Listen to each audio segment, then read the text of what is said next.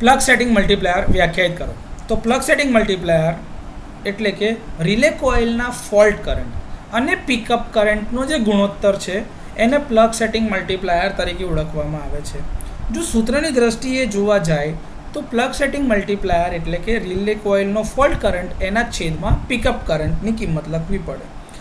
આ રિલે કોઇલના જો ફોલ્ટ કરંટને તમે પ્રાઇમરી સાઇડથી લેતા હોય તો એને સીટી રેશિયો વડે ભાગવું પડે અને સેકન્ડરી સાઇડ પરથી લેતા હોય તો સીટી રેશિયો વડે ભાગવાની કોઈ જરૂર છે નહીં. આને બીજી રીતે બી લખી શકાય કે ભાઈ રિલે કોઇલના ફોલ્ટ કરંટ ડિવાઇડેડ બાય સીટીનો સેકન્ડરીનો rated current into current setting, કે તમે કેટલા ટકા સેટિંગ રાખેલું છે એના આધારે તમે પિકઅપ કરંટની કિંમત શોધી શકો છો. તો આ રીતે આ સૂત્રનો ઉપયોગ કરીને તમે પ્લગ સેટિંગ મલ્ટીપ્લાયર શોધી શકો છો.